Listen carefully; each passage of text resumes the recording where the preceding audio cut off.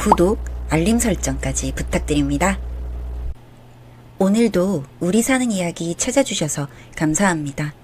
사연자분이 보내주신 이야기 시작해볼게요. 저는 고아원 출신입니다. 이 한마디가 참 인간관계에서 많은 사람들을 걸러주었어요. 심한 말도 많이 들었고요. 니네 부모도 너를 버렸다.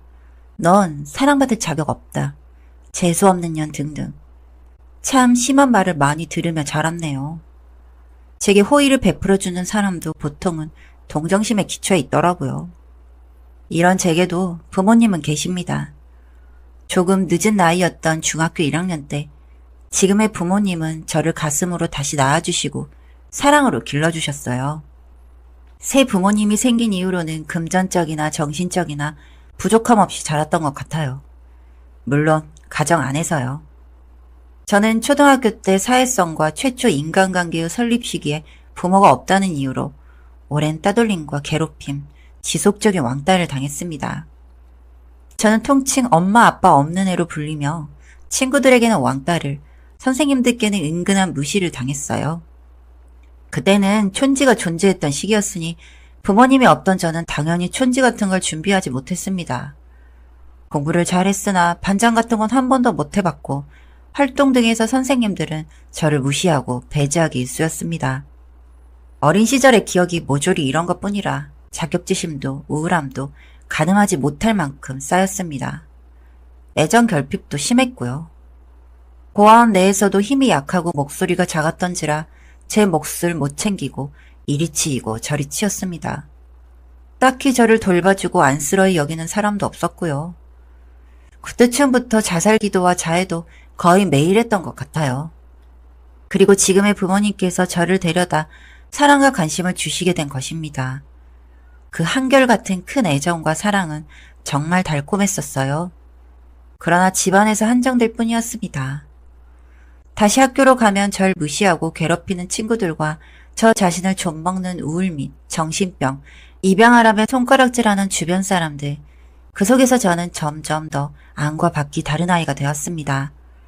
집안에서는 양부모님의 사랑을 받기 위해 착한 아이인 척, 행복한 척 웃으며 살았고 밖에서는 한마디도 하지 않은 채 고개를 푹 숙이고 공부를 했습니다. 높은 성적으로 양부모님이 주시는 사랑의 이유를 근거하려 했고요. 그러던 어느 날 양아버지의 근무지 변경으로 저는 초중학교를 보내던 곳에서 아주 멀리 떨어지게 되었습니다. 시기는 고등학교 입학 직전쯤이더군요. 부모님은 친구들과 떨어질 절 걱정하셨지만 저는 웃는 낯으로 괜찮다고 엄마랑 아빠랑 함께 가면 다 좋은 곳이라며 학교는 새로 적응하겠다 이야기했습니다. 부모님은 저의 그런 모습을 보며 매우 좋아하셨고요. 약간의 죄책감이 일렁났습니다. 아마 이때쯤부터 양부모님을 진짜 부모님처럼 생각하고 진심으로 대하기 시작했던 것 같아요. 그 전까지는 착한 아이를 연기해야 나를 사랑해 줄 것이라 생각했는데 순수하게 걱정하시는 표정으로 제 친구 관계를 걱정하는 모습을 보고 아, 이분들은 나를 정말 친딸처럼 생각하는구나 하는 확신이 들었습니다. 중학교를 졸업하자마자 엄마와 전 먼저 옮겨갈 지역으로 이사를 했습니다. 그곳에서 엄마와 둘이 제 방과 집 인테리어를 꾸미고 가구를 사고 제 옷을 사는 등 행복한 시간을 보냈어요. 저도 엄마에게 많이 마음을 열었고요. 행복한 시간은 빠르게 흘렀습니다. 아버지도 새로운 집으로 들어오시고 근무지도 완전히 변경되셨고 저도 새로운 학교로의 입학을 준비하며 교복을 마쳤습니다. 엄마는 제가 새로운 친구들과 빠르게 친해지기 위해 소외당하지 않기를 바라는 마음에 학교 근처 학원을 끊어주었습니다. 그 학원에서 저는 같은 학교를 진학할 친구 2명을 만났고요. 그렇게 고등학교 입학식이 지나가고 학원에서 친해진 2 친구와는 같은 반이 되었습니다. 2 친구 중 1명은 교실에 중학생 때부터 친하던 친구가 있어 저희 4명은 고등학교 내내 붙어 다녔고요. 이과 중점 학교라 문과 여자반은 하나뿐이라 3년을 내리 한 반에서 비밀 없이 공부하고 수다 떨고 같이 놀러 다니며 지냈습니다. 집에서도 확 밝아진 제 모습에 덩달아 좋아하셨고요. 행복한 시간들은 하염없이 흐르고 저는 어린 시절부터 눈치 보랴 상황에 회피하느라 열심히 공부했던 덕에 꽤 좋은 학교를 진학했습니다.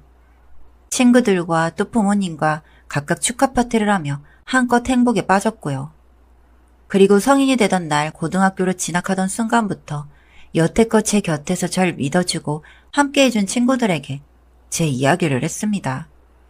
사실 나는 입양아라고. 우리 부모님은 날 버렸다고요. 나는 너희를 만나기 전까지 부모도 버린 년, 재수없는 년 소리를 들으며 자라. 자격지심과 애정결핍에 너무 괴로웠고 우울했는데 너희들 덕에 다 괜찮아졌다고. 지금의 부모님 덕에 행복하다고요. 친구들은 제 긴 이야기를 듣고 펑펑 울며 말했습니다. 그 이야기를 왜 이제야 했어? 혼자 얼마나 힘들었어. 너 어딘가 힘들어 보였는데 그게 이런 이유였구나. 이야기해줘서 고마워. 내 친구 해줘서 고마워. 너무 사랑해. 한 명은 끄끄거리느라 말도 못하더라고요. 아무튼 저는 제 소중한 친구들을 끌어안고 펑펑 울었습니다. 그날을 기점으로 다시는 울지 않을 것이라 다짐하면서요. 그러다 한 친구가 제게 물었습니다. 친부모님이 궁금하지 않느냐고요. 궁금은 하지. 원망스럽기도 하고 믿기도 해. 만나게 된다면 정말 미웠다고, 원망한다고, 나를 버린 이유가 뭐냐고 쏘아붙이고 싶어. 나 진짜 힘들었거든. 엄마 목소리도 아빠 얼굴도 전부 기억나는데 찾을 수가 없어. 기억도 안 나는 어린 시절 정말 나를 사랑으로 안아주시던 품이 흐리게 떠올라서 너무 괴로워. 아주 가끔 말이야. 사실 그 품이나 목소리가 사실이 아닐 수도 있어. 그냥 꿈처럼 맴돌아, 계속. 그리고 흐린 뒷말을 붙였습니다. 그래도 나와줘서 고맙다고 이야기하고 싶다는 말을요. 그 말을 들은 친구들은 한바탕 더 눈물바다를 열었네요. 아무튼 대학으로 입학하고 부모님의 사랑과 친구들의 믿음에 보답하고자 휴학 한 번 없이 성실히 임했습니다. 졸업 후에는 아버지의 친구분이 하시는 회사의 면접을 보고 입사했고요. 낙하산 소리를 하는 분들도 계시는데 그런 것이 아니고 정당히 면접과 자소서를 제출했으며 모든 과정은 블라인드로 진행되었습니다. 혜택을 본 것이라면 그 회사의 신입사원 공채를 아버지가 알려주신 것 정도? 그 정도는 취업에 관심이 있으면 모두 알 수 있는 정도였죠. 무튼 입사 후 업무를 배우고 많은 일들에 부딪히며 하루하루를 살았습니다. 회사의 사장님 아들, 즉 저희 아버지 친구분 아들과는 좋은 관계로 발전했고요. 그 친구도 저와 같이 공채를 통해 입사해 함께 프로젝트를 성공시키고 야근을 하고 출퇴근을 하며 호감이 생겼습니다. 물론 남친의 부모님이 어떤 분이신진 최근에 알았고요. 그렇게 잔혹하고 힘들었던 어린 시절을 보냈고 그 흔적이 제 손목에 가득하지만 거짓말처럼 고등학교 이후로는 행복하기만 했던 것 같습니다. 남친과의 연애는 순탄히 진행되었고 저희는 결국 결혼에 성공했습니다. 결혼 후 신혼집 인테리어를 위해 여기저기 업체를 알아보는데 어느 날 모르는 번호로 전화가 걸려왔습니다. 여보세요?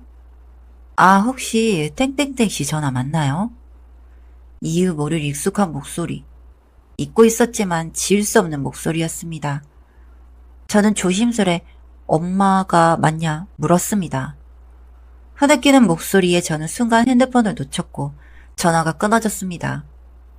옆에 앉아있던 남편이 무슨 일이냐고 저를 안아주었고 저는 급히 휴대폰을 들어 근처 카페 주소를 찍었습니다. 남편은 제 가정사를 모두 알고 있었기에 짧은 제 설명에도 제 손을 꽉 잡아주며 함께 나가자고 이야기했습니다. 1시간쯤 지나 카페로 도착을 했습니다. 그곳에는 제 기억보다 더 주름이 지고 흰머리가 새어있던 제 친부모님이 앉아 있었습니다. 남편의 부축 아래 두 분의 앞에 자리했고 두 분은 제 친부모님은 절 보자마자 눈물을 터뜨리셨습니다. 미안하다고, 너무 미안하다며 고개도 들지 못하면서요. 친부모님을 다시 만나면 하고 싶은 말이 정말 많았는데 아무런 말도 나오지 않았어요. 정작 눈물도 나오지 않았습니다. 그저 한 가지 물음만을 던졌습니다. 나 왜 버렸어요? 낮고 마른 음성이 조용한 카페를 돌았습니다. 친어머니는 나의 고개를 돌려 눈물을 흘리셨고 친아버지는 그 등을 두드리며 바람막이의 왼쪽 팔 부분을 걷어내셨어요. 그곳에는 손이 있어야 할 자리인데 아무것도 없었습니다. 그러면서 이야기를 시작하셨어요. 두 분은 저를 낳을 때부터 부유한 편은 아니셨고 아버지는 공장에, 어머니는 식당 일을 하며 그럭저럭 살아가셨대요. 선물처럼 태어난 절 보물처럼 아끼면서요. 그런데 제가 이제 막 엄마 아빠 하며 걸음마를 시작하고 해사하게 웃을 때쯤 아버지는 공장에서 손 한쪽을 잘렸고 해고당하셨다고 합니다. 그 시절에는 빈번히 일어났던 일이었다고 하시네요. 어머니의 외벌이에 의존하기엔 제가 너무 어렸고 모아둔 돈은 없었으며 치료비는 감당하기 힘든 수준이었다고 합니다. 그래서 처음에는 가게가 안정될 때까지 아주 잠시만 맡겨달라며 마지막 방편으로 고아원을 찾았고 아버지의 손이 어느 정도 아물어갈 때쯤 어머니의 암이 발견되었다고 하네요. 참 기구한 운명이다 싶었습니다. 어머니의 항암 치료로 인해 저를 찾아올 날이 하루하루 미뤄지고 결국 완치하신 후 절 찾았을 때 이미 입양된 후라고 하네요. 제가 지옥 같은 시간을 겪을 동안 친부모님도 참 힘든 일이 많았구나 싶었습니다. 저를 되찾을 방법을 구하며 두 분은 죽자사자 돈을 버셨다고 해요. 그러다 찾게 된 것이 인테리어 업체였고 그곳에서 기술을 배워 밤낮 없이 일을 해 번 돈으로 가게를 차렸다고 합니다. 지금은 직원도 꽤 많이 둔 가게로 많이 성공하셨다네요. 그러다 우연히 인테리어 상담 신청을 한 제 이름을 보고 혹시 해서 연락을 하셨다고 했어요. 8번이나 연락했지만 절 찾는 것엔 실패했고 이번이 9번째였다고 합니다. 저를 버린 것이 아니라는 그 말이 참 눈물이 나더라고요. 많이 괜찮아졌지만 가슴 깊숙하게 남아있었던 것 같아요. 부모에게도 버려진 년이란 말이요. 저는 친부모님께 절 가슴으로 낳아주신 부모님이 나를 많이 사랑해 주었고 지금은 사랑하는 남편과 가정도 이뤘다 말하고 우선 지금의 부모님께 친부모님이 찾아왔다 전하겠다고 했습니다. 양부모님은 친부모님이 저를 찾아오신 것을 알고 본인들이 직접 가 제 인적 사항 등을 물어보며 확인하신 후 예쁜 딸 낳아주셔서 감사하다는 말과 함께 왕래하며 지내자고 먼저 손 내밀어 주셨어요. 친부모님은 귀한 딸 키워주시고 마음으로 낳아주셔 감사하다고 몇 번이나 인사하셨고요. 그 후로 두 부모님은 자주 만나 이야기도 하시고 제 사진도 돌려보시며 좋은 연을 이어가고 있습니다. 친아버지와 양아버지는 우연히 같은 취미를 가지고 계시더라고요. 그래서인지 주말마다 만나 함께 익스트림 스포츠를 즐기십니다. 뭐 두 부모님이 잘 지내면 저는 좋은 일이죠. 버림받은 줄 알고 평생을 살아왔지만 저도 사랑받는 사람이었어요. 아픈 기억을 순식간에 지울 순 없지만 어린 시절 못 받은 애정과 사랑, 관심을 한 몸에 받으며 이제 행복한 일만 겪으며 지내려고요. 저도 아이를 낳으면 사랑한다는 말을 정말 많이 해줄 겁니다. 양부모님이 제게 해주셨던 것처럼 저를 되찾은 친부모님이 매일 아침마다 사랑한다는 이야기로 문자를 주시는 것처럼 아주 꾸준히 사랑한다는 말로 아이가 사랑받고 있다는 사실을 알려줄 거예요. 저도 이제는 제가 사랑받고 있다는 사실을 알고 있으니까요. 사연은 여기까지였고요. 우리 사는 이야기 시청해주셔서 감사합니다.